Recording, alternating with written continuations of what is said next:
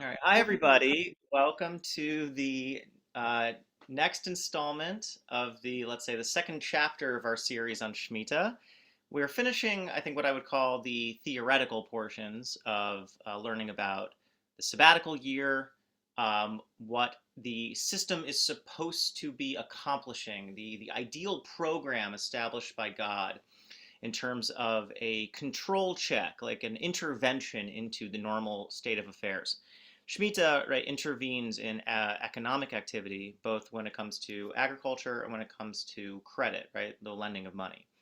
All agricultural work ceases. Even the land is allowed to rest, which kind of breaks down this use-based relationship we have with the earth, and we are forced to recognize that it has its own rights, it has its own agency, and also, the system of credit breaks down too, in which all debts are forgiven, um, which then also, I think, helps to create a certain kind of equalization, which we talked about in the last few weeks.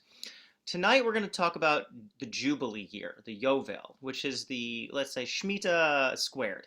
Right, it is, because as we'll see, it's 7 times 7 plus 1. Right, it's one more than Shemitah unto itself. Right, it is the culmination, the climax of this ideal utopian system that God is propounding in the Torah. And with this, we're going to really kind of bring to a close what this vision of the ideal that erupts within the real, at these regular periods. It's what it's supposed to mean and what it's supposed to do to us.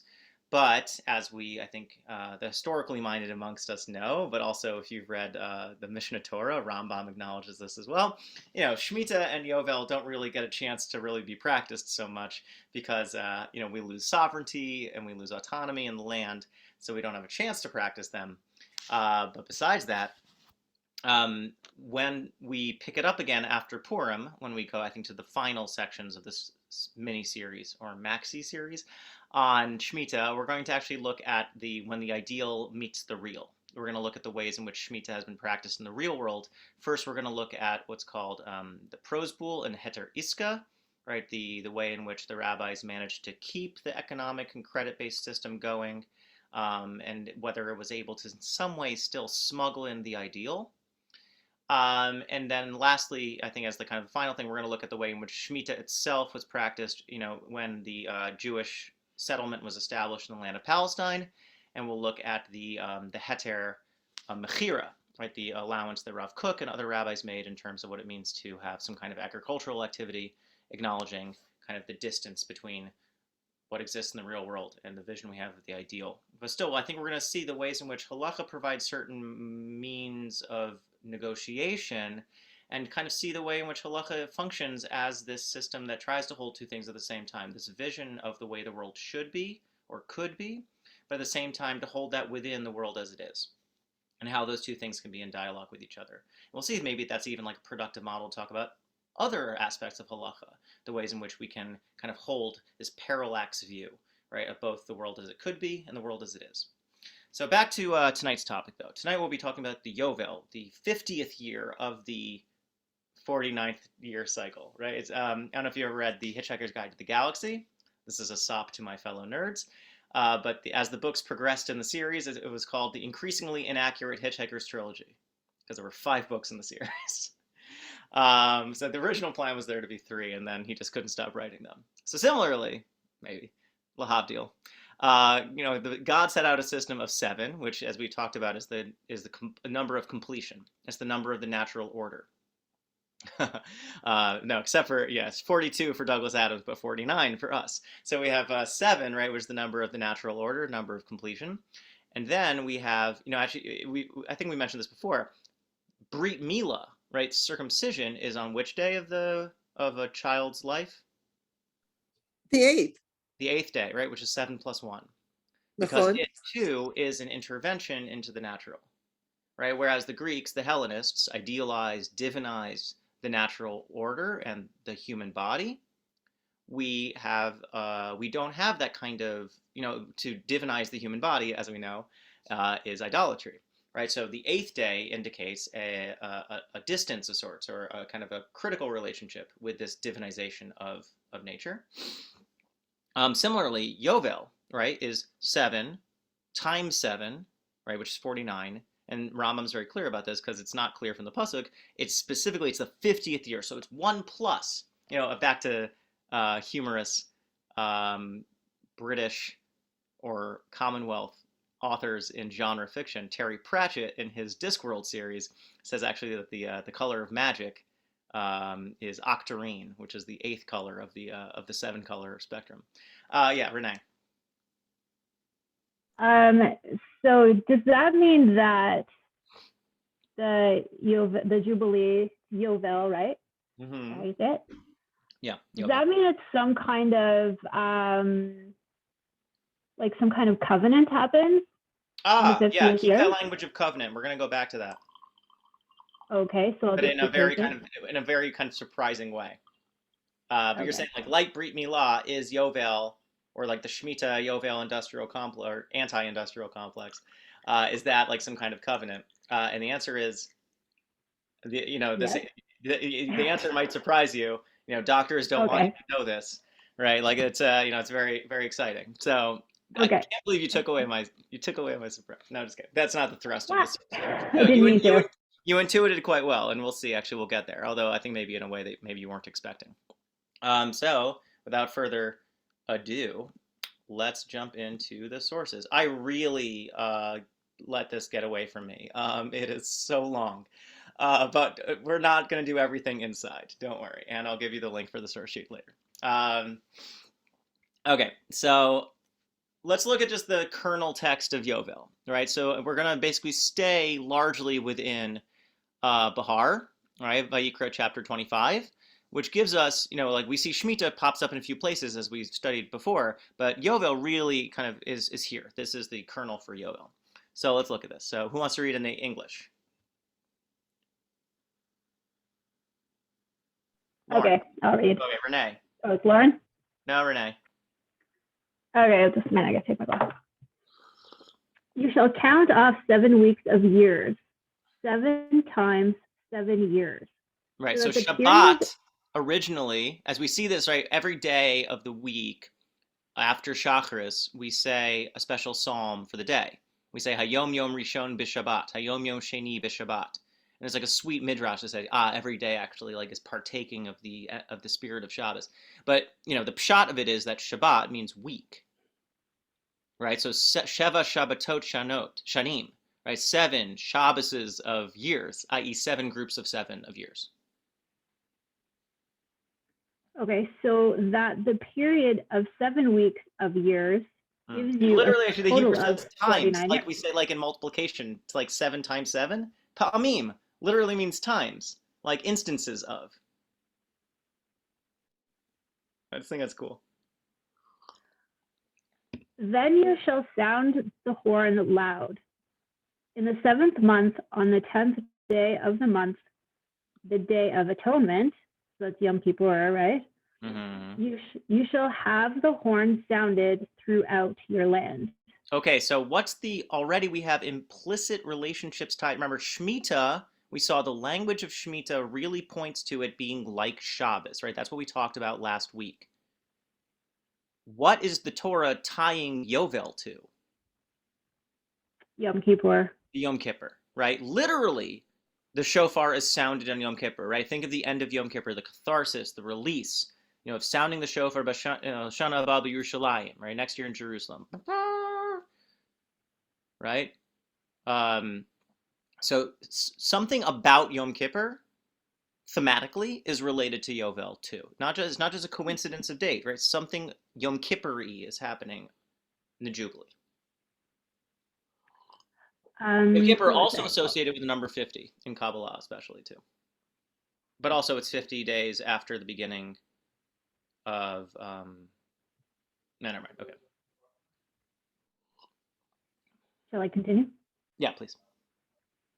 Okay, so you shall have the horn sounded throughout your land, and you shall hallow the 50th year.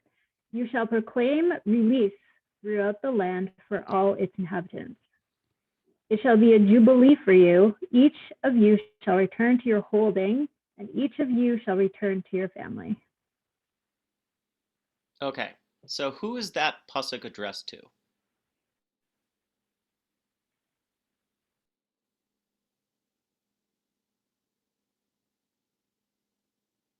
It's to Yisrael when they're living in Eretz Yisrael.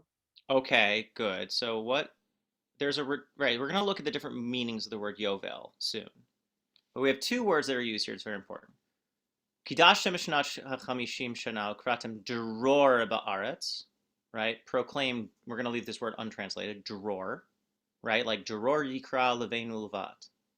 Right. Like in the Shabbos song. Right. Well, we can translate. Proclaim liberation throughout the land. Okay. What do we call this? Liberation and Jubilation, name of the class. Proclaim liberation throughout the land, okay, for all of its inhabitants. Yovel he, it's a jubilee, will be for you. And you will return, each person will return to their holding, and each person to their family. So we have two different aspects of it here, right? Now, when the Israelites entered the land of Canaan, God apportioned the sections of the land, portions of the land, to the different tribes. Each clan had its own holding in Eretz Yisrael. But, as we know from Shemitah, life goes on, right? You buy land, you sell land, you work land, you lose land, right? You move.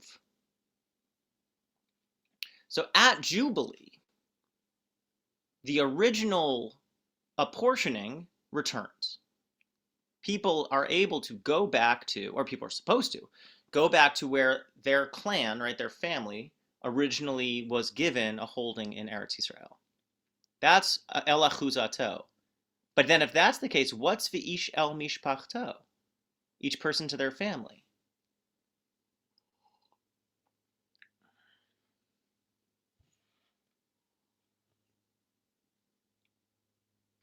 So Jubilee is like Shemitah on steroids, okay? It's not just, we're going to see, in the next pasuk, it's going to say, just like Shemitah, you also don't work the land, which means you actually have 2 years of not working the land, which is actually pretty, again, a very utopian ideal, right? It's a very high order. But it's like Shemitah on steroids. Shemitah, you don't work the land. Jubilee, you don't even own the land. It goes back to where you recognize you're leasing it from God. You have a renewable 50-year lease, and God releases it to you, right? A release throughout the land, right? But you are re-let the land, like on a lease, every 50 years. Okay. That, again, it detaches us from a notion of ownership over the land because we don't own it. No business dealings we do with the land are ever permanent. Jubilee is it is both something that is equated with forever, but on the other hand, it also undercuts anything ever being permanent. That's the dynamic, that's the dialectic we're going to be playing with. We're going to see that the word olam, forever, means until Jubilee. Okay, so that's one thing. So that stopping agricultural production is an aspect of Shemitah. The corollary for that in Yovel is that all land holdings are returned to their original recipients. The other aspect of Shemitah is that all debts are forgiven, right? So what's the intensified version of that for Jubilee? What's the most intense, right, version of being in debt in ancient economy? You would be a slave. Exactly. When when you're not able to get any more money from people, let's say your credit score is bottomed out, zeroed out, no one's going to lend you any money anymore. What's the last thing you have, in a sense, that you can use as collateral? Yourself, your body, your work. Exactly. And on Jubilee, even that indebtedness is abolished. Well, we're gonna have a whole excursus about freeing the slaves in the second half of the source sheet. So we're just gonna leave it kind of in more generic theoretical terms here. That when even the last, it's the last resort, right? This is the last resort you have. You've sold yourself because you are you're in real deep financial straits, right? And you put yourself under a 7-year contract with a landholder, with a master.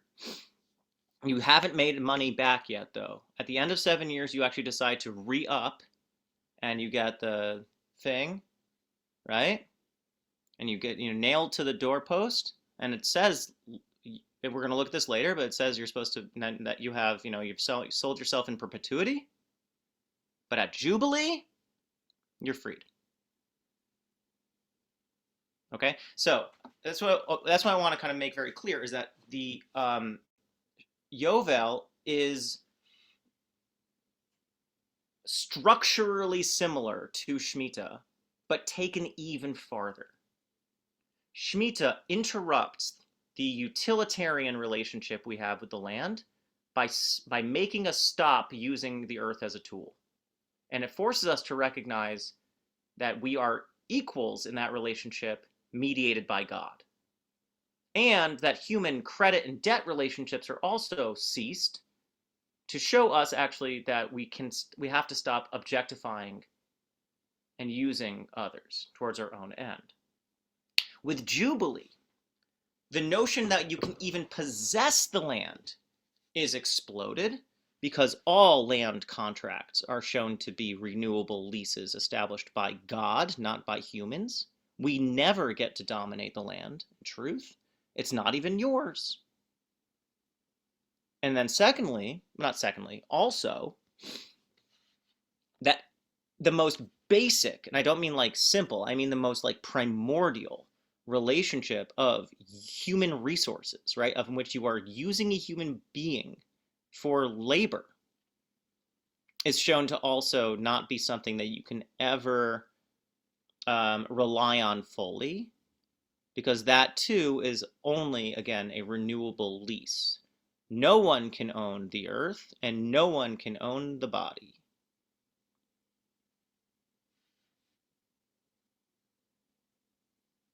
Okay. Does that make sense? This parallel that I'm drawing between Shemitah and Yovel. Okay. Shemitah is 7. Yovel is 50, right? In the sense that Yovel is Shemitah squared, and then even more so. Okay, so we're going to look at this kind of we're going to look at these two key terms, Dror and Yovel, as a way of digging into what is the nature of Jubilee, like, what gives it its distinct identity. So Rashi says, Ukratem Dror, proclaim liberation for the servants, for the slaves.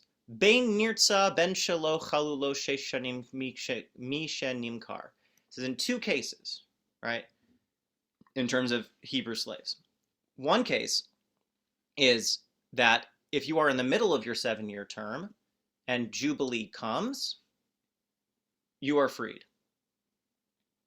And then also, even if you have, again, sold yourself in perpetuity, you have, been mezuzah on the door jamb, then even so, you are freed at Jubilee. Rabbi Yehuda asks, what is the meaning of this term, dror, liberty, liberation?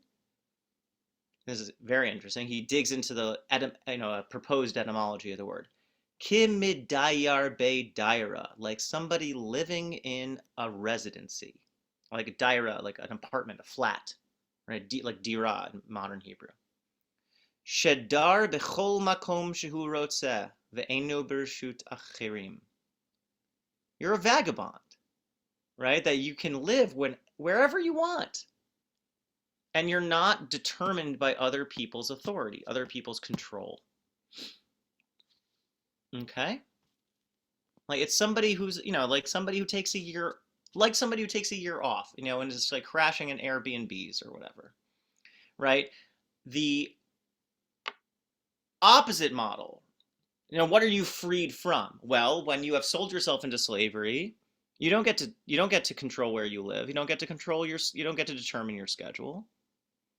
But what does it mean to be liberated? What does it mean to be freed? It means that you have bodily autonomy again. You decide where you go to sleep. You decide when you go to sleep. Your parents can't tell you to go to sleep anymore. You can stay up all night eating ice cream, whatever, right? You get to go, like take a week off and go to Belize. I mean, again, like part of actually, on one hand, the word avadim, I think we do have to reckon with the ancient reality of slavery. Like it's not something we should like ignore or elide. But on the other hand, I also really do think that the word avadim, like the word avodah, it is not, just like we talk, let's say polemicists will talk about wage slavery today, right? There are some structural similarities in terms of what it means to have a job. There's interesting, outcome of the COVID pandemic has been that many people have been able to work remotely, work from home, things like that. And a lot of people don't want to go back to the office. Some people really do want to go back to the office. And there's, it's a lot of interesting ethical and political issues having to do with that. But point being, the notion of being able to determine your schedule, to determine where you spend your time, right, is non-trivial. It really is. Okay. Second term, Jubilee, Yovel. So Shana Zot, Muvdelet Mishar Shanim, Minikivat Shem La Levada. Says this year is specified uniquely amongst all other years because it's given a special name. What's the special name? Yovel. Yovel Shema, its name is Jubilee. Al Shem Tekiyat Shofar. Why? Because it's named after the blowing of the shofar. In another verse elsewhere in the Torah, in Shemot specifically, in the book of Exodus, it refers to blowing the shofar as a Yovel. So the blast of the shofar is associated with Jubilee. One question I want to ask you here is, which of these is right? What's the essence of Yovel? Is it the freeing of the slaves? Or is it the blowing of the shofar? We're going to look at a midrash that's actually very confused about this because it's not clear. Right? This is where Rashi's, I think, getting this kind of this binary view. But another way of putting that is Yovel something that we do, or is Yovel something that is done to us? Right? Are we freed? Are we freed by God, or is freeing something that we need to do? The shofar blast, I think, symbolizes that ambiguity. Shofar blast, it's a catharsis. It's a release. It's forceful. When you think of the shofar, it breaks you apart.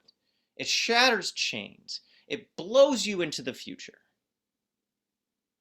Right? The shofar, the blowing of the horn, signifies something. But is the Yovel only something that is symbolic, or is there something real that has to happen? Okay. Also, I want to note that the translation on Sfaria uses the word Jobel, which is just cute. I don't know. All right, but Rashi's wonderful, so wonderful. He and I have the same name, but there are other rabbis. Don't ever be tricked into thinking there aren't other commentators. There are other commentators. So Ibn Ezra 11 or mostly 12th century Spanish rationalist, but also Neoplatonist, grammarian, very language oriented. What does he say? Well, on Dror he says, Yedua shehu kemo chofshi uchidror laof katan minagain shehu b'rishuto. That's beautiful. It says the meaning of the word dror, it's known. It's not like a secret. People know the word. It means liberty. Great, fine. How? He quotes a pasuk from Mishle. He says, as the flying swallow. As the flying swallow. Kidror laof. Of katan. Right? The swallow is a small bird. Minagain, a small songbird. And when does it sing? Minagain shehu birshuto. It sings when it's free, when it is under its own control. What's the famous poem, right, by Maya Angelou. Like, I know why the caged bird sings, she says. Right? But here, what Angelou is playing on, right, is that there's something ironic about a caged bird expressing itself through song, right, which is a sign of freedom. Now, she's saying no freedom is simple. All freedom is complex. That there's ways to find freedom even within constraint, right? Reflecting on the African American experience or an African American experience. But then, the simple relationship is that when you are freed from your prison, right, you burst into song. So the swallow, when it's left out of its cage, sings. But if it is trapped in a dovecote, right, in a bird cage, what have you, lo yochal ad sheyamut. It's not able to sing until it dies. So, I mean, it's very interesting. He starts by saying, listen, the pshat is liberation. But then he cites a pasuk that says dror. Actually, we have a noun, the word dror. It's kind of like the word chasidah, means stork, right, in biblical Hebrew, and it has to do with the love that has to do with the stork. A very controversial midrash I don't want to get into right now. But the swallow is called dror, and why is the swallow called free bird? Free bird. Why is it called free bird? Because it sings when it's free, and it doesn't sing if it's not, which again impels us then to free the swallow. Right? Free the swallow so it can sing. Free the slave so they can thrive. The natural condition, or the most complete condition, right? The most actualized condition is to be free. Oh, we want more birdsong in this world. We want more human actualization, human thriving, human potential to be achieved, and thus freedom needs to be instituted. Okay. Yovel, says Ibn Ezra, kemo shiluach, right? Like shaluach, means like you're sent. Aha, that's very interesting. Why?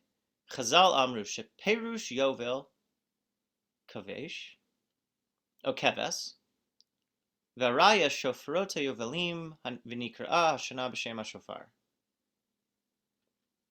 So Chazal, the rabbi, said that the meaning of Yovel is keves, it's a lamb. And the proof is it says shofarot hayovelim, the horns of the rams. So the shofar, right? We know shofar means horns, ram horns. And what is it that comes? What does the ram horn come from? It comes from a ram. So Yovel means a sheep, right? A ram. V'nikra shana b'shem hashofar, and the year is called after the name of the shofar. So Ibn Ezra is saying that it's called Yovel not because of anything inherent in it, but because it is associated with the shofar. In a way, he's agreeing with Rashi, right? Rashi also says that Yovel has to do with the shofar, right? Yovel is the name of the shofar blast, he says. And Ibn Ezra says Yovel is the name of the source of the shofar, right? The ram. But both of them don't have a sense of what Yovel means on its own. It really is saying it's a metonymy. It's metonymy for the shofar blast. Yovel really means just the year of the shofar blast. But does it because he gestures in the beginning, like here, he kind of does a double step. He says, dror means chofshi, it means free. But then he says, oh, no, but it has to do with the swallow. Here, before he says it means the ram, right, the sheep, he says, no, it means shaluach. It means that you're sent, you're transported. So I want you to hold that in your mind because we're going to get to what that means later on down the road. Okay, but just any thoughts before we move forward with other perushim?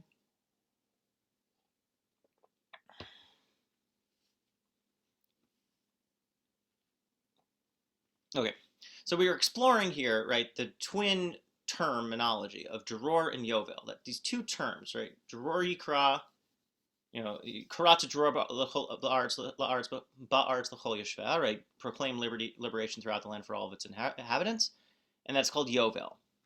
So it's called both dror and yovel. And we're trying to figure out what do these two key terms mean to contribute towards understanding the nature of this year. And we've seen that dror seems to have to do with being freed. right? Human beings that they're freed. Or Ibn Ezra has this pungent image of the swallow who is only able to sing when it has its own autonomy, and that kind of has this moral push behind it, right? That the natural condition is to be freed, something unnatural about being contained or constrained. But we're still at a loss when it comes to Yovel, because both Rashi and Ibn Ezra seem to think that it's only associative. Yovel refers to the shofar blowing or refers to the shofar itself, coming from the ram. So we're missing what Yovel itself actually means. But Ibn Ezra gestures and he says it means transported. So I just want you to put a pin in that. We're going to come back to it. All right, here comes Ramban, Nachmanides, and we're going to skip the part when he disagrees with Rashi, as he so loves to do.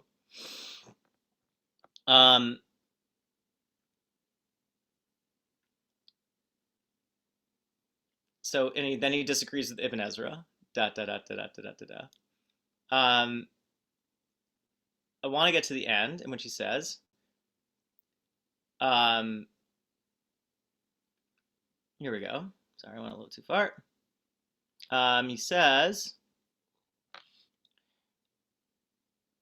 Yovel he, that is a year in which every person is carried away to their possession, and that their feet transport them to their family, afar off to sojourn.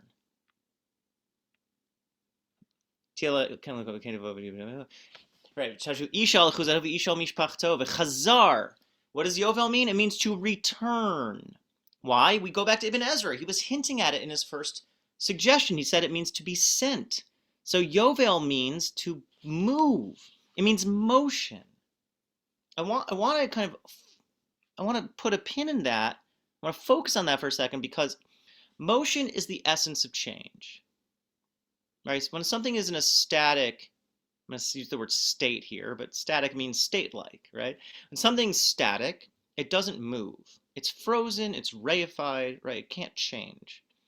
Dynamos, energy, movement, motion, right? Think of molecules. Think of the behavior of molecules. In low energetic states, molecules are sluggish and don't move.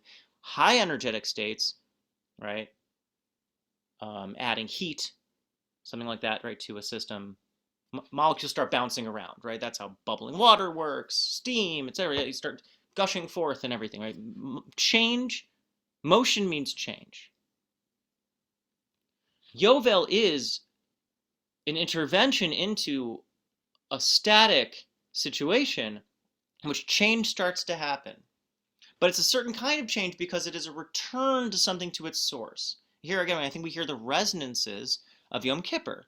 The Yom Kippur, the notion of tshuva, right? Of tshuva, which means both on one hand, changing yourself, but on the other hand, it means a return to who you want to be, to the person that you intended to be all along.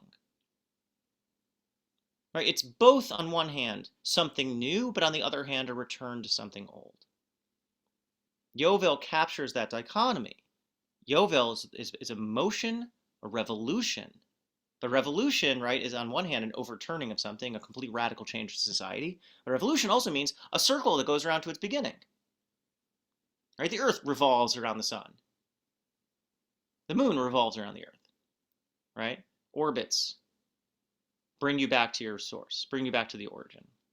You're moving, but on the other hand, you are coming back home. Yeah, Renee, I saw your hand. I was just, before you got to it, before you said tshuva, I was going to ask, does it say tshuva anywhere in the Hebrew? I was trying to find it. No. Yeah, tashuvu isha lechuzato. That's the closest we have, but it's not tshuva, the word like repentance. Right. But tashuvu, right, which is what the root of the word tshuva is, shuv, to return. Okay, thanks. Mm-hmm. No, but your intuition of that is quite right, right? That, again, the return of the Yom Kippur thematics to Yovel. That it is both, but I really want to say it's not just return. It is this dichotomy of motion and return. Right? It's a motion that moves you forward, but it brings you also back home. You're moving forward, but on the other hand, you're returning. It's a little bit paradoxical, or parallaxical, I want to say, right? It's two things occurring at the same time. Neither one negate the other. Parallax is, and it's like also it's an astronomical term. Has to do with the way in which stars behave in terms of being able to see them because of the force of gravity, the way it warps our ability to, the way that light is transmitted. Point is that you can actually see something in two different spots, even though it is only occupying one of them. So parallax is to hold two things at the same time. Slavoj Žižek has a book called The Parallax View, but it's also a movie, right? Isn't that a movie? It's a movie. Okay. I'm going to say it's a movie. So Ramban brings in the notion of, he brings back Ibn Ezra's notion of shaluach, to be sent. He says, but it also means to return. And then further he goes on and says, here he says, al derech emet, which is the way he introduces a Kabbalistic sense to his interpretation. He says, Deror milashon dor holech v'dor ba. He actually harmonizes Yovel and Dror, and he says, I think implicitly, like Yovel means both motion and return. Dror, which we thought would meant liberation, freedom. And we think, freedom is anarchic, right? You're freed from something, but maybe also you're freed to something. He says Dror is from the language of a generation goes and generation returns, right? Dor holech v'dor ba from Ecclesiastes. V'chein Yovel sheyashuv el hayovel, asher shem shorshav v'hi tiyeh lachem. And Yovel, because you return to the Yovel.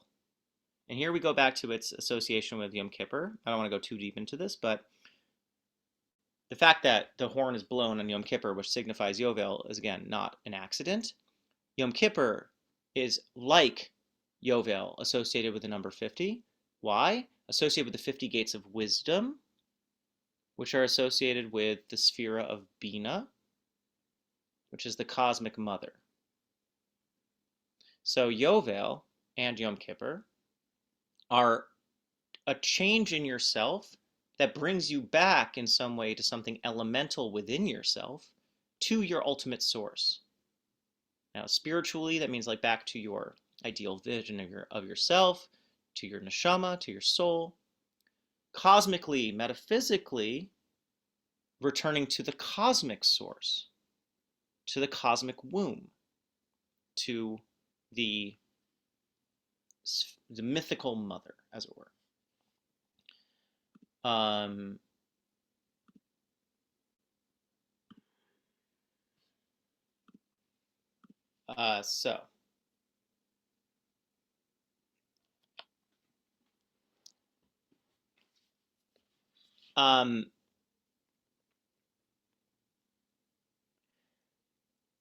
think we're gonna move past Rabbeinu Bachya, because take Ramban and then turn that up a few notches, and that's how intense Rabbeinu Bachya is. But Rabbeinu Bachya is amazing.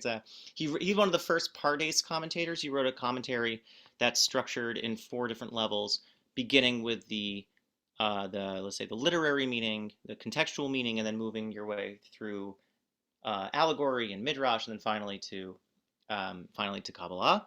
Ramban kind of switched from his kind of literary analysis to the Kabbalistic one. Rabbeinu Bachya makes it even more rigorous in that kind of way. So I want to bring us to a contemporary reader. This is from Pninei Halacha, who's a contemporary Israeli posek named Yitzchak Melamed, who writes very lucid, very beautifully, works on Jewish law, and really love in a very lucid fashion, in a very meaningful way, makes sure to write about not just the details of the law, but also what they mean, right? What he thinks that halacha is trying to say and trying to do. It takes a very humanistic approach to it, which I really appreciate. So Rav Melamed says, Yovel Lashon Dror v'Cherut. He's actually just going to bring it all together. He says, really, we thought maybe there's 2 different terms, but really, Yovel is Dror and Cherut. Yovel means liberation and freedom. Vi Lashon Hovela. But it also means motion. She b'shana zu, hakol movel v'chozer li makomo. on this year, during this year, everything moves and returns to its place. So we talked about that kind of in more theoretical, symbolic terms above, associated with the Kabbalistic significance of Yom Kippur. But remember the actual mechanics of Yovel. The mechanics of Yovel are that the slaves will return to their homes and the land holdings will return to their original owners, or leasers, really. V'zeu shenemar, and this says, "V'kidashtem es shnat chamishim shana kratim dura ba'aretz l'chol yeshveh, Yovel hitia lachem v'shatim yishel l'chuzato v'ish el mishpachto tashuvu." It's a jubilee for you. Every person will return. You will return each person to their holdings, and a person will return to their family. And this is quite beautiful. He says, "V'chein," I would say like Ibn Ezra, he's going to bring in a real world image. Nachal, right, which in contemporary he refers to a wadi, but I think he means this is stream. Right, stream is called Yuval. Right, if you know like any Israeli kids, they're named Yuval. Right, it's a popular name. Shekshem shanachal zorem mitiv'o limkomo. Just like a stream, by its nature, or flows from its origin to its destination. Kach bishnat hayovel nifkaim hashabudim. Similarly, in the Jubilee year, all servitude is exploded. It's all abolished. And actually, I missed that phrase when I translated it. That's actually quite incredible. Nifkaim hashibudim. Servitude itself is abolished, is blown up. And each slave, Yuval, flows back to their family. Right? It's a very fluidic image or description of life. That there is what's implied here, it's quite incredible.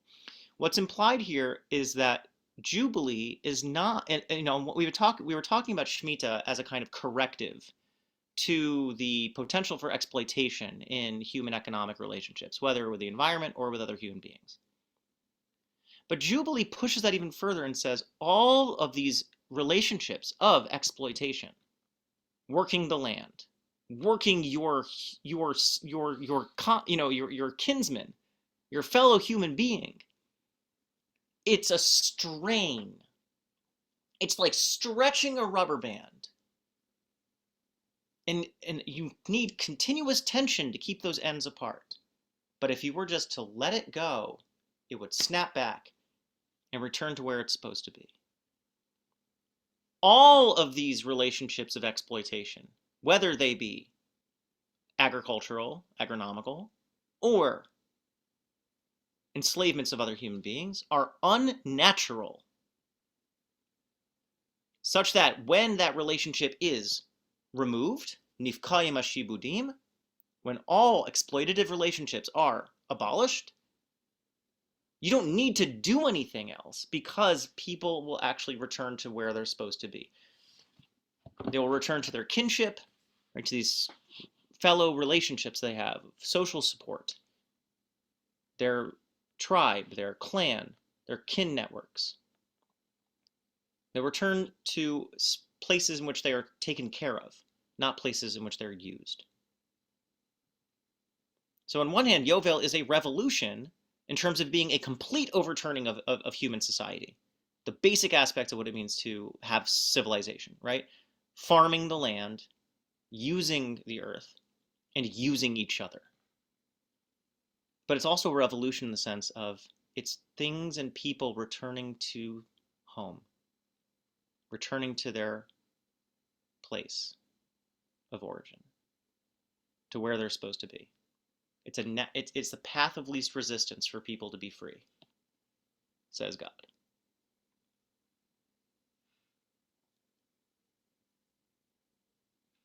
Thoughts?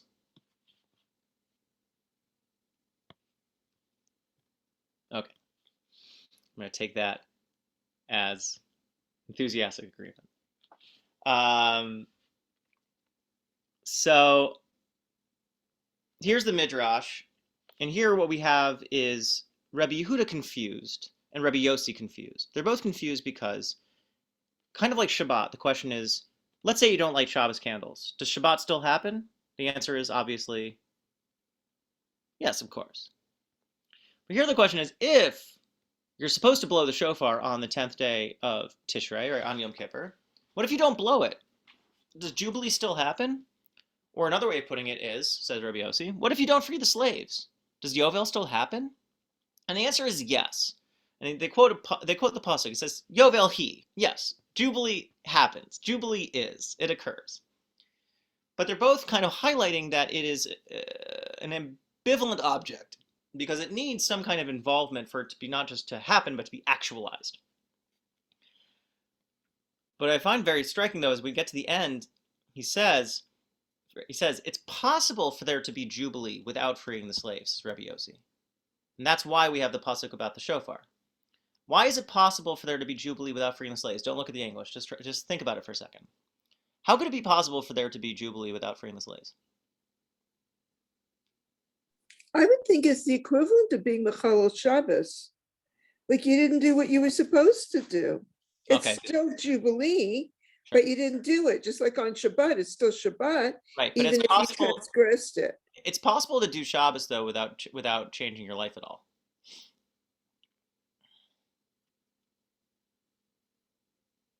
Right? I'm not saying maybe every day, but let's say on Friday you just don't do any malacha. Okay, but it's still not Shabbat because it's a time-based thing. Like No, you sure, could say, but oh, well, so think of this the analogy. week, Wait, think of the analogy. okay, so with Jubilee, it's still Jubilee even if you didn't do what you're supposed to do. Right, but Because what if there was no change? it's a time-bound thing. So the Jubilee is there, But you're but people assuming, didn't perform what they were supposed to perform. right? But you're assuming one thing, right? You're Which starting is from a should perspective, the but Nachon. don't start from outside saying something's wrong. Start from the inside. If someone didn't free slaves, why? How is that potentially a completely legitimate option? I don't see how it could be legitimate. What if there were no slaves? Oh, okay. Right, That's so that really, really taking it far, but it's a possibility. it's possible, right? So it's possible to have Jubilee without freeing the slaves. Why? In a sense, because you beat God No to one the owned punch. any slaves. Okay. Because you beat God to the punch, right? No, there are no Mm, slaves anymore. I freed all the slaves. I took you. okay. I'm like Machmir, Mahadrin on Jubilee. Oh, I'm so frum. I'm so stark. I would never own a slave, right? That's what we talked about a few weeks ago. That's where Rambam's pushing things, right? Rambam's laws of slavery is pushing that actually, like, these exploitative relationships are not good for us, and it's better to free slaves. And we're going to get to the problematics when it has to do with Jewish versus non-Jewish slaves, which is, genuinely like ethically challenging.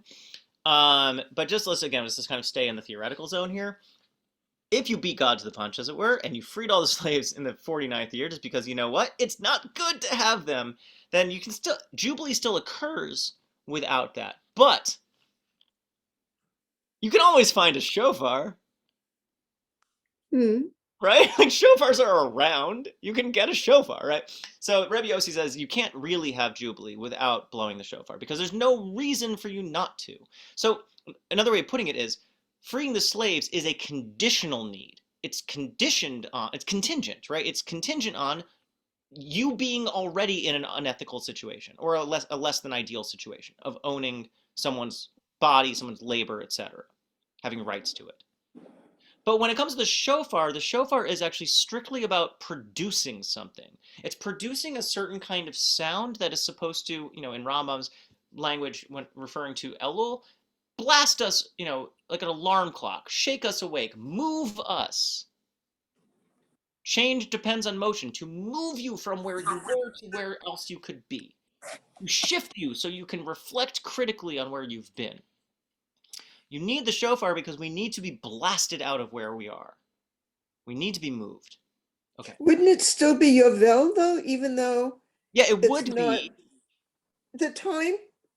I mean, the time of Yovel, although we don't know anymore, but Yeah. the 50th year would mean it's Yovel, whether somebody blew a shofar or not, or observed it or not. Yes, but in a way he's saying you have no excuse not to blow the shofar. Ah, No nachon. reason not Okay. to.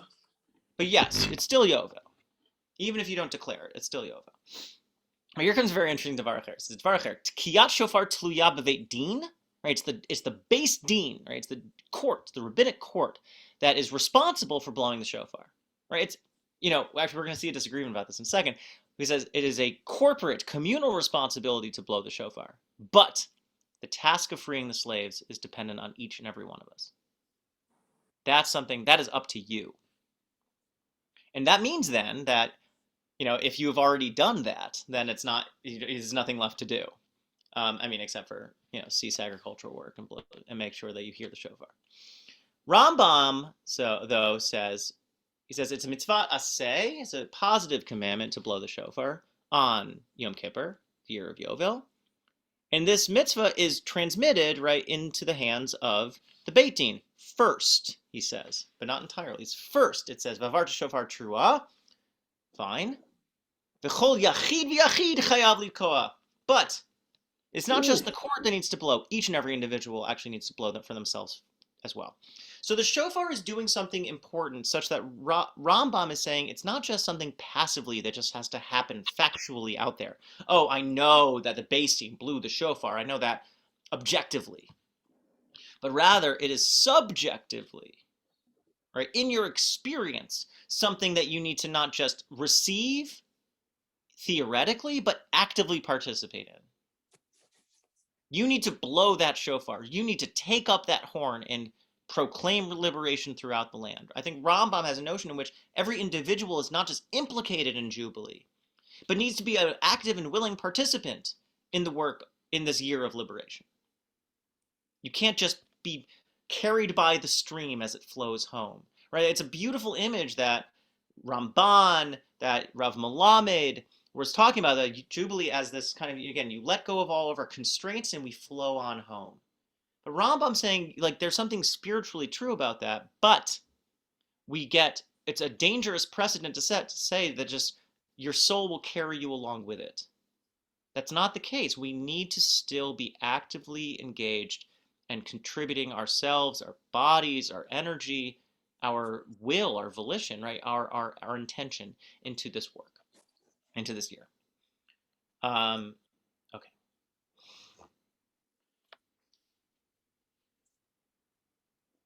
There's a whole excursus about the freeing of the slaves in the second half of the source sheet that, in a way, I'm going to largely stay outside, right? We're not going to go verse by verse in this, but again, I will make sure to share the source sheet after, and there's lots of Torah to learn in, there's never Torah not to learn. There's always Torah to learn. So, the Torah starts by speaking about contingent circumstances, right? As the instructions about Yovel continue, God says, if you in the community end up being in dire straits, in which your last resource you have on hand is yourself, right? It's your body, you sell yourself into slavery. But then God comes along and says, however, there's, again, parallax view. On one hand, you sell yourself into slavery, but on the other hand, God says, do not treat them like a slave. Right. Because they will be freed along with their children once the Jubilee occurs. Why? Because here again, there's a strict parallel between the land and humans. Just like the land returns to its original owners, its original leaseholders at Yovel, so do you.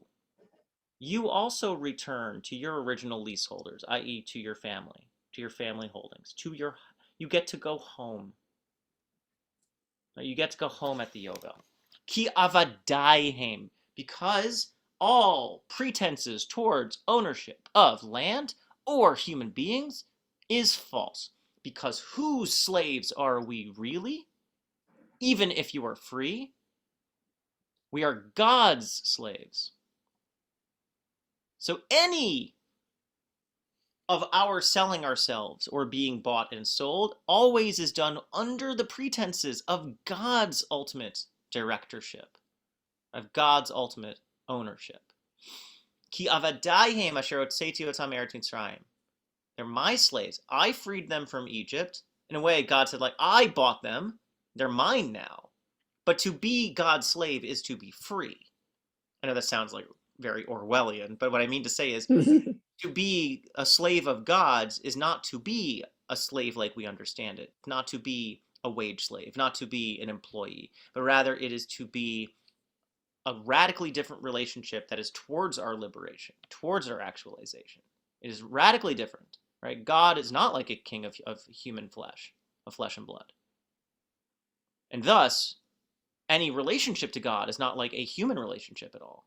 So what is called, God doesn't have hands, ears, etc., but we call them hands and ears. Similarly, to be a slave of God's is nothing at all like what it means to be enslaved by a human being.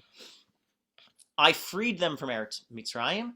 Lo yimachru mimkeret aved. They cannot be sold like chattel, is effectively what he's saying. Yeah, Shosh. Is this text saying that we can achieve like freedom from being enslaved by God, or saying like that one you just surrender, but the other one you can be free from? God's saying that all in servitude, right, in which you sell yourself into slavery so you get out of debt, is all done under the pretense of the temporary licenses that God allows. Right. But Yovel proves that the ultimate relationship we have, which is why we can never really sell ourselves. We can only, in a way, lease ourselves. Right. Because ultimately we are owned by God. But what it means to be owned by God is not what it means to be owned by a human being. To be owned by God is to be in a radically different kind of relationship. One that's aimed towards and intended towards our liberation and our actualization. Yeah, Ellen. This is not the right time, but can you address before the end of class what happens on year 51 or year 1? Year 51 is the first year of the next Shemitah cycle. Right, but everything goes back the way it was, or you? Yeah, so the ideal image, right, the ideal vision of Yovel is, so after Shemitah, no one's working the land, all debts are abolished, comes the Yovel. And an interesting question is what's happening between the first day of the Yovel year and Yom Kippur. We'll get to that. Comes Yom Kippur, horn is blown at the end of the day, right? All deeds for land ownership are abrogated, right? They're all abolished. All the land ownership goes back to how it was originally apportioned when Hebrews entered the land. All Hebrew slaves are freed. We'll get to this. We'll get to the details of that. And it's not like they go back to their owners in the 51st year. They're freed. They go home. It's over. The contract is over. And then life starts again. And then people, again, hopefully do it better this time. I think that's the general idea that we've tried to look at, is that Shemitah and Yovel now, all the more so, are interruptions in things that we treat as normal and natural. But God is showing us, no, all of these things are actually invented, and all of them put us under strain. And God is proposing ways to bring harmony back to our relationships with the earth and with each other, whether in debt or whether in servitude, or whether agricultural work, or what it means to own land, or what it means to actually have less strain and less pressure, less stress, to see what that vision of life could look like, such that when we go back to normal economic relationships and back to life as it is, hopefully we do it better, because we have, again, parallax view. We take with us the vision of how else it could be, and we work it into the world as it is. And just like the spiral of tshuva, we go back to where we were, we go back to normal life, but hopefully we're moving forward as we do. It's getting a little bit better each time, until finally we're able to end the cycle. And that's where we're going. That Jubilee is, like Yom Kippur especially, a pretense or a taste of Mashiach. Right? The shofar is blown. When else is the shofar blown? Right? We're getting that. We're moving towards that. But I hope we can kind of see the taste of that. Parallax view is key here. Shemitah and Yovel, all the more so, show us how else life could be, such that when we go back to the real world, we can't forget how else the world can function. What a more harmonious and less straining relationship with the earth and with each other and with ourselves can be. Okay? I mean, again, like I'm not saying you have to like agree or swallow it whole. I just want to make sure we like get the theory that I'm positing here. Again, you don't need to agree with me. I'm trying to make an argument. You never have to agree with me. Ellen, do you have the hand still? Do you have something else you want to ask or add? Okay, great question though. I'm glad. Thank you for clarifying that. I always like get to the hoity-toity stuff first, but let's just meat and potatoes, right? How does this work, right? So Yovel, everything returns to its original holding, people and land, and then when real world starts again, we take that with us, inside of us, as now we start forming new, potentially exploitative relationships, but maybe hopefully a little bit less bad. Because as God then concludes the section, lo tirdeh bo v'farach, right? You're not supposed to like drive someone to break down. So in normal life, you're supposed to not go full throttle. You're not supposed to like say, oh, I have a license to be cruel. I have a license to do whatever I want. No, even when we're allowed to enter these potentially exploitative relationships, we're supposed to have a hand on the brake. We're supposed to have a vision of how better it's supposed to be, how else it can be. And that's what Shemitah and Yovel are continually trying to teach us. So, el achuzat avotav, says Rashi, el kavod avotav, ve'ein lezalzel lo bechach. And to Ellen's point, says, and unto the possession of his father shall you return. Okay, so like, what does this look like? You are freed from your slavery relationship, but what does it mean to go home? You're freed from your servitude. But imagine like what it is like to slink back home. Imagine yourself in that position, right? You sold yourself into slavery because you fell on hard times. What kind of feelings are associated with making that kind of choice? You might feel ashamed. You might feel like a failure. You might feel embarrassed to go home, to show up, and everyone knows what you did. And Rashi, quoting the Midrash, says, no, you go home to dignity. What it means to go home to your ancestral lands means to go back to dignity that is possessed by your ancestors. It's not to erase what you did, but rather that you were always contained within, you were always held within the dignity that is accorded to every human being. And no one is allowed to make you feel ashamed. It's a very powerful corrective here that Rashi is insisting on. Okay, further on, as God continues vis-a-vis, it's not explicitly about Jubilee here, but the transition is, okay, what does it mean to engage in non-ideal activity when it comes to other human beings, i.e. ownership, right? Servitude, slavery. It says very clearly, actually, that the laws of Jubilee extend not just to Jews owning Jewish slaves, but even non-Jews who own Jewish slaves still have to free them at the Yovel.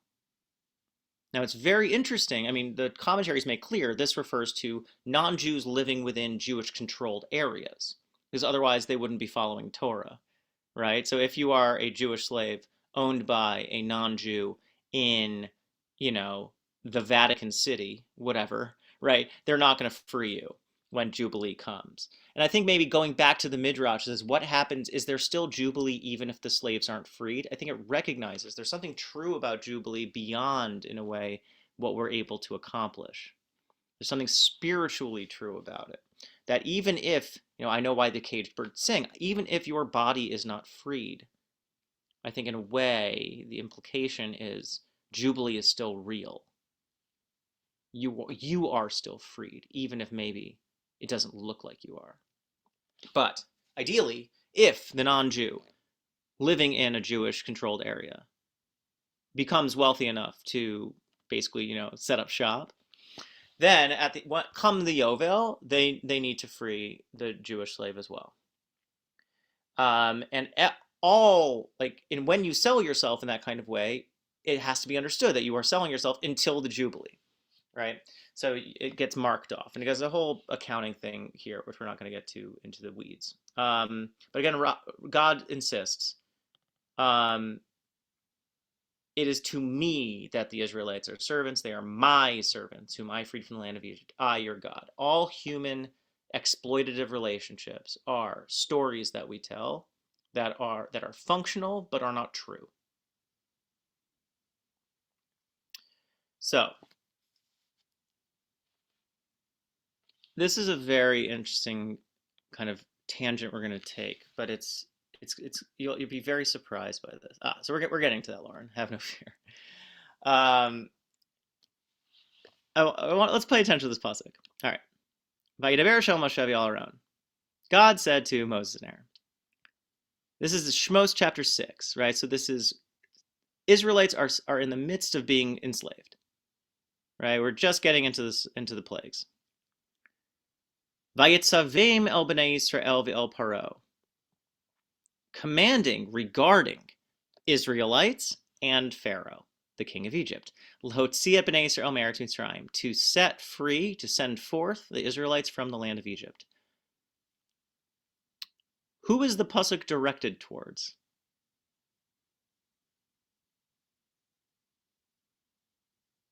First of all, who does God speak to? To Moshe and Aaron. Good. And who does God tell them to speak to? Paro. And? And the Jews. And the Jews, yeah. But what's the substance? What's the predicate, right? What's the substance of the command? Instructing them to deliver the Israelites to the land of Egypt. So it's telling that makes Paro. Sense when it comes to Pharaoh. Sure, he owns all the slaves of Egypt. But why the Jews then? Telling them it's about to happen? Okay, totally possible. Maybe he's saying, listen, he's commanding in regards to Pharaoh and also vis-a-vis the Jews. Good. It's not to Pharaoh. It's about Pharaoh and Pharaoh's relationship to the Jews. Here's another idea. So this is from Meir Simcha of Dvinsk, important Musar rabbi of the 19th century. He wrote an incredible commentary called Meshech Chochmah. In it he says, God commanded the Israelites and Pharaoh to send forth the Israelites. It seems that, even during their servitude in Egypt, amidst the Jews, there were the privileged of the community who were honored elites who took their own people as slaves. So just to clarify, the Meshech Chochmah is saying, even when the Jews were enslaved, like as a people, we didn't have solidarity amongst the people. There were class differences. And some Jews weren't. I mean, maybe they were still slaves, but they still had permission to enslave other Jews. Or maybe they were freed, and then they used their freedom to enslave their fellow Jews. But some Jews, some big muckety-muck Jews, did not see themselves as resisting the exploitation of Pharaoh, but decided instead to collaborate with it. They're capos, right? They're Jews who went along with a regime of oppression and decided to participate in it rather than to resist it. So some rich Jews, elite Jews, took other Jews as slaves, even in Egypt. And thus God commanded that the Israelites, as well as Pharaoh, set free the Jewish people from servitude. That is why in Jeremiah it says, Renee,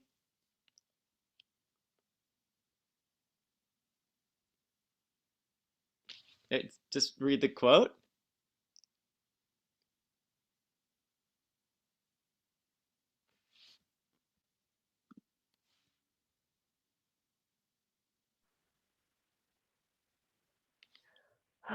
Where does it say, oh, I have made a covenant with your ancestors when I took you out of Egypt? Right, at the end of 7 years, send forth your Hebrew kin. It's called okay. Brit. In a pasuk in Yirmiyahu says that it is a Brit. Anochi karti Brit et avotechem. I have struck a covenant with your ancestors. Right? It is a covenant.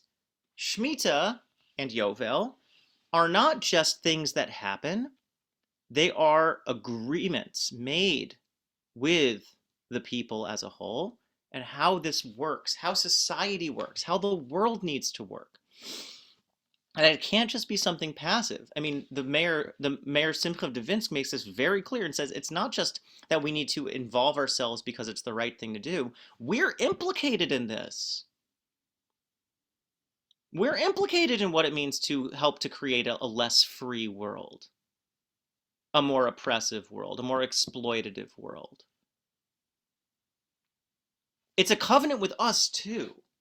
I think part of why I wanted to include this is that Yovel and Shemitah, but Yovel especially, because Yovel has to do with slavery, with human exploitation, human bondage, is that we are implicated in what it means to contribute towards exploitation. And thus, Yovel is asking us, everyone blows their own shofar, everyone is freeing the slaves is up to us. We need to do a real cheshbon nefesh, a real personal accounting, and see the ways in which we have contributed to exploitative relations and to undo it. Yeah, Shosh. Oops. Okay, so I'm trying to put this together with the other one, with the other, and is it basically saying that this exploitative relationships is the whole point to also help us like understand exploitation, understand ultimately that it's kind of like an illusion, and understand our connection or our relationship to Hashem? Has it, because you know how it says like we see Hashem through other people, like that's how we experience God. Well, we experience God in different ways, but one of the ways is through each other. But saying like these relationships, these setups exist and it exists there too. Is that Right. That's how we're to understand God? Yeah. So I think you're hitting on a number of important things, but I'm going to highlight two. One is, yes, what I was trying to describe before is what I would call a pedagogical reading of Shemitah and Yovel, which Shemitah and Yovel are trying to show us how else life could be, how else the world can work, such that it's supposed to ingrain that within us, train us out of seeing the earth, creation, other human beings as potential sources of profit, and instead see them as their own human beings, their own entities, their own partners in this relationship to create a more equitable partnership. So A, there's the pedagogy in terms of what it means to train us out of exploitation. Yes. But secondly, being specifically focusing on the act of slavery or enslavement, to your point, right, if we are made in the image of God, and thus there's always going to be some kind of analogical relationship between humans and God. Not identical, right? We're not idolaters. We don't think that God is a human being, but rather there's something analogous between human beings and God, right? We're made in the image of God. So what does it mean then to enslave another human being? Isn't that then going to inhibit or damage how we see God too? Or the way, our access to God? Abraham Joshua Heschel, blessed memory, said that racism is a form of idolatry because it is defacing the image of God. Right? Is seeing another human being who are made in the image of God and defacing, right? And denigrating. And we don't have idols. We have human beings. So to your point, Shosh, right, is that slavery does spiritual damage to us. Yovel frees us from that to take a breather and hopefully get some critical distance from it and hopefully bring us back to God's ideal vision of not oppressing. Yeah, Lauren. I've always seen the covenant, the Brit, being basically a three-way agreement between Hashem, the Jewish people, and the country and the land of Israel. And the Jews have to uphold the mitzvot, including, the ones from that you would do chutz la'aretz, but the ones especially for the land of Israel. And that if you do things wrong, like in Sefer Melachim, where they worshipped idols and treated others badly, you lose the land. It's game over. You broke the contract. So isn't this still part of that? I mean, I made a covenant, I made a contract with your ancestors when I took them out of Egypt, and Yovel and Shemitah is also part of the rule. Mm-hmm. You blow Right. it, you're out. Mm-hmm. So you're talking about the contract that God strikes with us in terms of what it means to have continued stewardship over the land of Israel. Right. Absolutely. That we see specifically in which God says, and if you don't, if you violate the contract, then the land will vomit you out. Da da da. Exactly. Right. But that's a specific thing that shows up in Torah. Here we have something distinct in Jeremiah, in which he's saying Shemitah itself is a contract. Yovel itself is a contract, right? It is a covenant. As opposed to any other breed. It's not about Okay. possessing the land. Rather, it is, I think, about what it means to involve us, even implicate us in its not just in its mechanics and how it works, but also in terms of what it's supposed to do. Okay, thanks. Mm-hmm. Okay. So the question that we've been so this is actually really, really cool Rambam. I mean, all the Rambams are cool, but he says, so I said before, okay, so if Jubilee is declared on Yom Kippur, we have this interregnum period. It says from Rosh Hashanah until Yom Kippur, he says the slaves were not yet freed, but they were also not worked. Rather, the slaves ate and drank and made merry with crowns affixed to their heads. Fascinating image. They're not quite there yet, but still, and this is a really important point, it's still Yovel before the shofar is blown. They're not allowed to be enslaved. They're not allowed to be worked. It's just they're not free yet. But they sit and eat and be merry and drink with, it seems like, in equal standing to their masters. Again, just like the point of Shemitah is the 8th year, the point of Yovel is the 51st year. How does a master enter normal life again after having seen that slaves are human beings? They eat, they drink, they have feelings. They have inner lives. They have a right to joy and to pleasure and to freedom. How do they then go and enslave somebody else, right? Contract somebody into servitude and then just dehumanize them?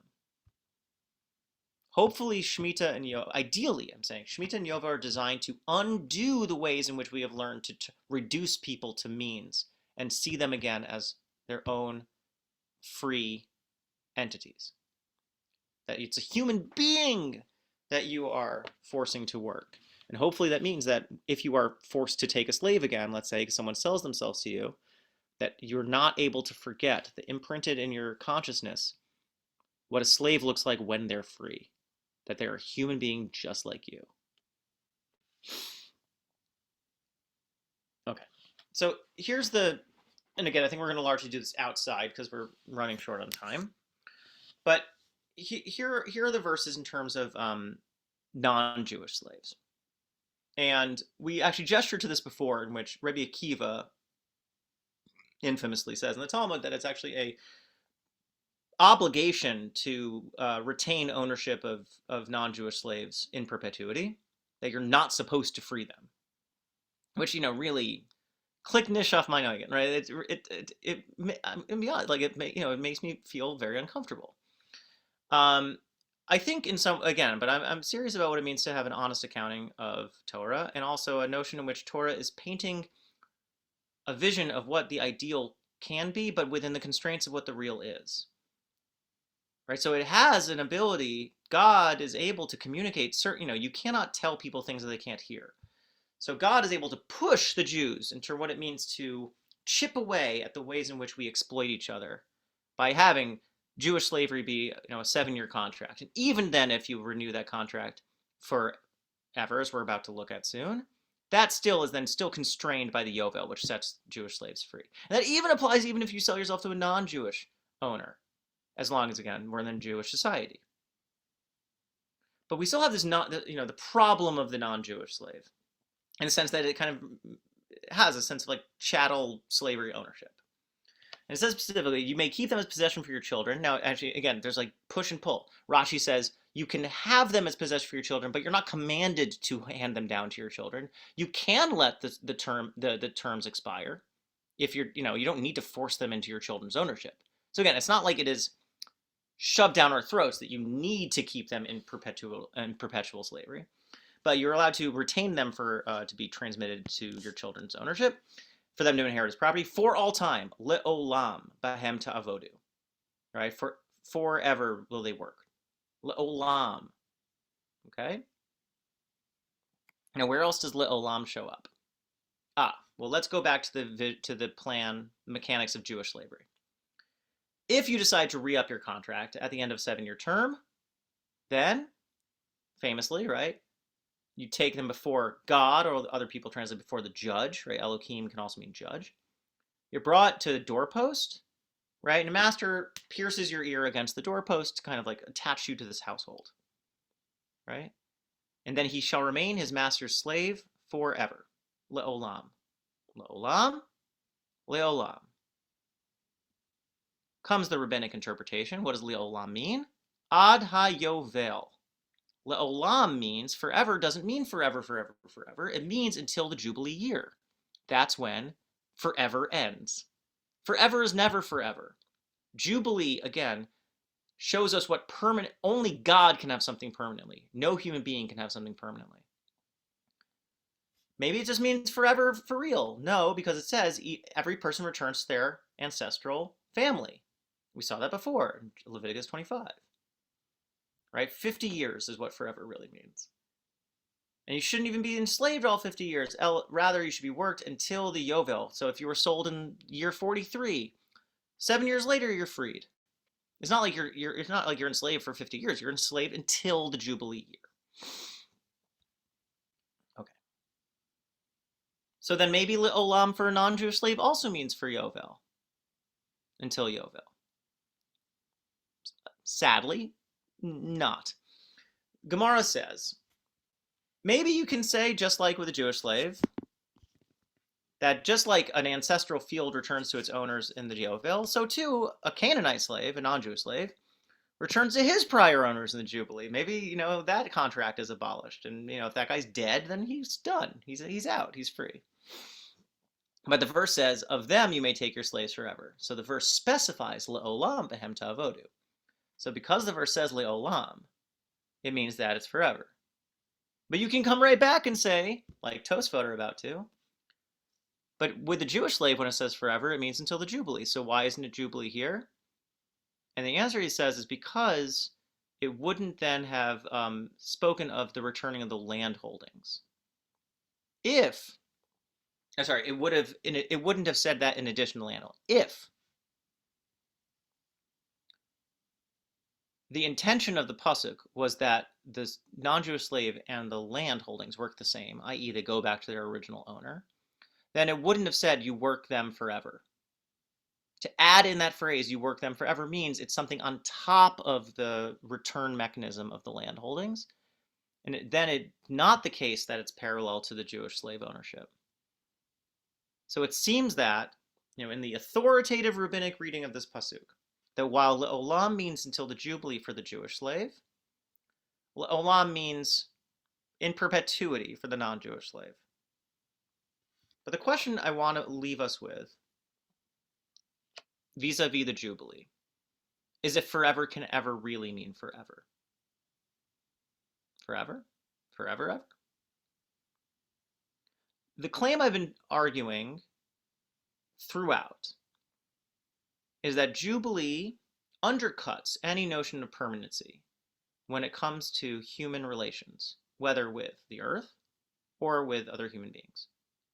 A Jubilee explodes relationships in which you deign or dare to have control over something that is ultimately its own entity, something that has its own purpose in life, its own telos, its own reason to live.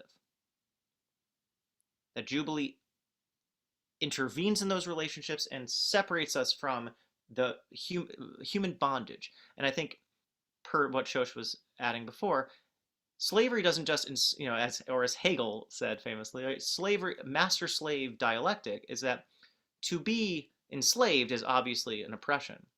but you're also in a way enslaved as a master too, because you are corralled into what it means to control another human being, which limits you, and it ruins you, and it diminishes you. A master has to work in a certain kind of way. If you don't, you're not a master anymore. The king in the Ein Melech Below Am, right? No, there's no king without a nation. Just as a nation needs a king needs a nation. So there's all kinds of unfreedom here. And Yovel is trying to insert itself in there and to show us, to reflect that to us, to help us realize how else life could be, how much freer we could be. So I asked before, when else is the shofar blown? Famous pasuk in Yeshayahu, V'haya bayom hahu, right? And we'll be in that day. Yitaka b'shofar gadol. This pasuk should sound familiar from Yom Kippur, right? There will be a great shofar blast. Uva uha ovdim me'eretz Ashur, right? And that those who are wandering, those who are erring, those who are lost in the Assyrian lands, i.e. in exile, and v'hanidachim be'eretz Mitzrayim, and those left behind in Egypt, v'ishtachavu l'Hashem b'har HaKodesh, they will return and will bow to God on the holy mountain in Jerusalem. It's the shofar that's going to call everyone home. Rabbi Chanina ben Dosa, this is from Pirkei de Rabbi Eliezer, a later midrash. Chanina ben Dosa says, from the ram which was created at twilight, nothing came forth which was useless. So the ram that Abraham found caught in the thicket, which he substituted for Isaac. The claim in Pirkei Avot and other places in Midrash is that that ram has been there from the beginning of creation. It's one of the mystical creatures that were created in between Friday and Saturday, just as the sun was setting at dusk. Right? In that liminal time, that liminal period, a number of, like, Moses' staff, the burning bush, the tongs that were not made from other tongs. The ram was created then too. Also Bilam's ass too. The ram was created then, and every aspect of it was used. Kind of like, people talk in a cliched way, right, about like indigenous relations. So every part of the animal is used. It says that the ashes of the ram were the base for the altar. The sinews of the ram became the strings of David's harp. Very visceral, literally visceral, but incredible image. The skin of the ram became the girdle that Elijah wore around his loins. The horn of the ram, right, this ram that saved the Jewish people, it saved Isaac. The horn of the ram on the left side of his head was the shofar that was blown at Har Sinai. And the horn on the right side of the ram's head is going to be the shofar that is blown to herald the coming of Mashiach. And it shall come to pass in that day that a great trumpet shall be blown. And God will be king over the entire earth. Not just the Jews. The entire earth.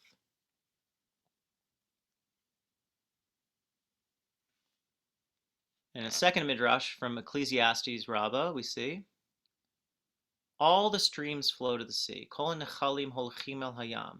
That image should feel familiar to us from our discussion of Yovel, right? The flowing nature of liberation. That it's something that helps. It's a honing. We home. It's like a homing beacon. It brings us home. Flows home.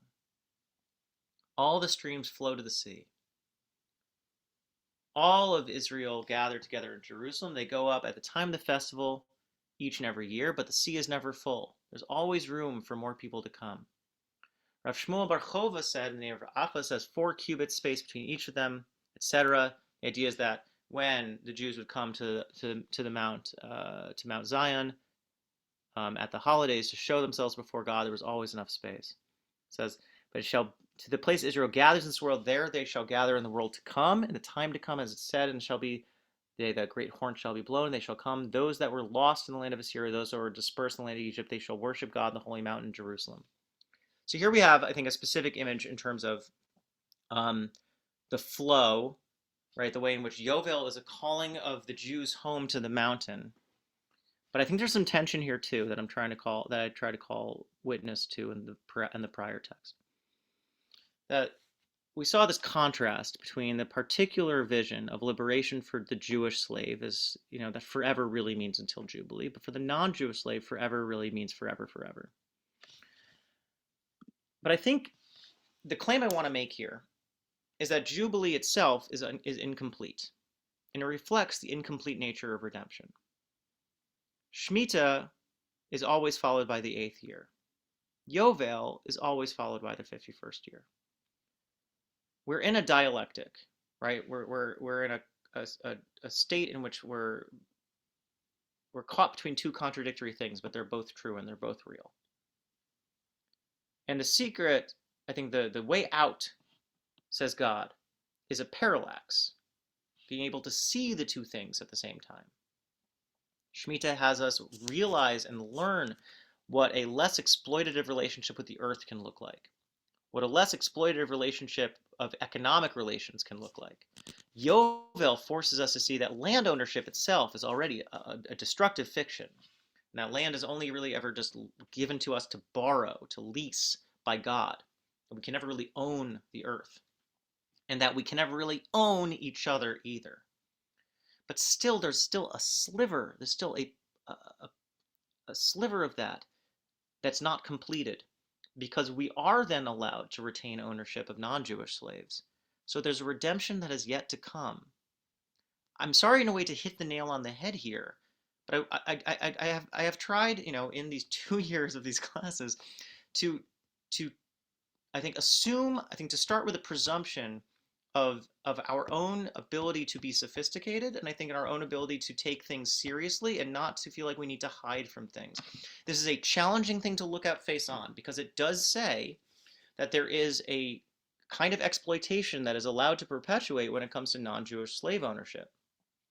But I think the radical promise of Yovel is that, the truth is that Jewish slave ownership doesn't end either. Think about it. After Shemitah comes the 8th year. After Yovel comes the 51st year. Jews are enslaved again as soon as they have to be. The ideal is not that Jewish slave ownership ends, but rather that hopefully God has shown us a better way of working the world, such that the next time that you enslave somebody, you'll do it and you're not going to be able to forget what it was like to see them eating, drinking, and being merry, to see them as real human beings again, just like you. And like with the text we saw from Rambam at the end of his laws of slaveholding, he said that while it's the case that you're allowed to retain a non-Jewish slave, you are only allowed to retain them to work. You are not allowed to retain them to embarrass them, to hurt them, to shame them, to make them do tasks that make them feel bad about themselves. Rambam says that explicitly. So the key to Shemitah and Yovel is that within the world as we have it, they are critical edges that are forcing us to limit our freedom for the sake of others' freedom, to limit our license, not to take liberties with someone else in respect to respect another's liberty. To take liberty with someone, right, is to take away their freedom, to treat them like someone you can use. Right? Yovel shows us that you can't, because they have their own inherent right to freedom, which you are forced to recognize in ending the contract early. And when it comes to non-Jews, I think the ideal here is that is, in a way, the frontier yet to be conquered. That the ideal is that Dror Yikra, right, that liberty and freedom, liberation will be decreed throughout the land. That we're taught to let go of these exploitative relationships even if you don't have to. How is it the case that you can have a jubilee when there are no slaves to free? Because you've already freed them. That's the jubilee that's already come before if it's forced upon us. And the final jubilee, and I believe this with my whole heart, the final jubilee is not just another 50-year cycle. It's when Mashiach comes and liberation is decreed throughout the land, and that is for each and every human being made in the image of God. So the vision we have of Yovel is an interruption in an ideal image that we're supposed to carry with us. And I do believe that that redounds, that flows. Yovel, Yuval, it flows to where it has to go, towards the final liberation of all existence and the end of exploitation between one and another. Shkach. So it's just a quick, like tiny thing. Yeah. So is that image of God has like, or us as like ultimately being slaves to God?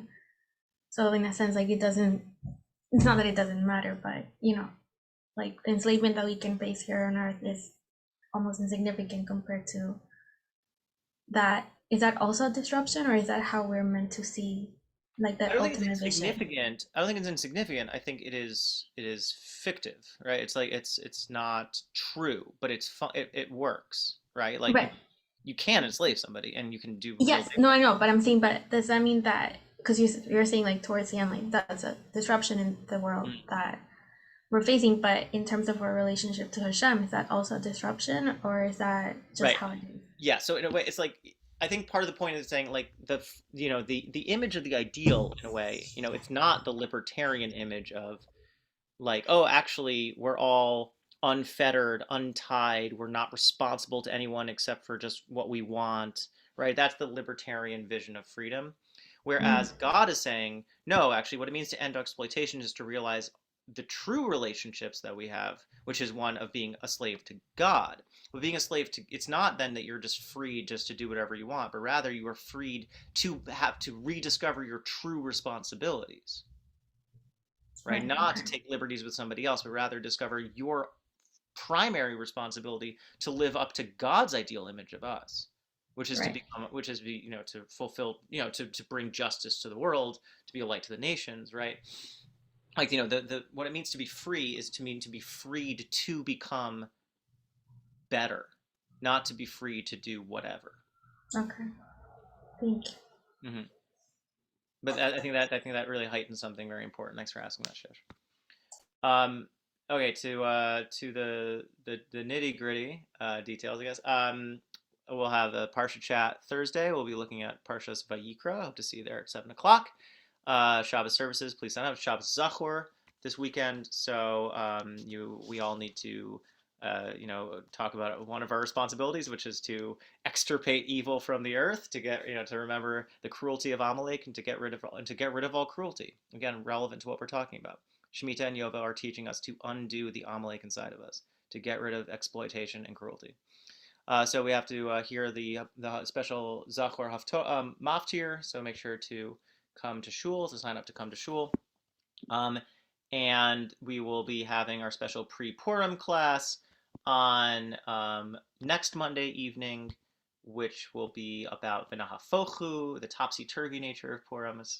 It'll be a fun class. I mean, it'll be meaningful, but we'll take a quick break from Shemitah, Yovel.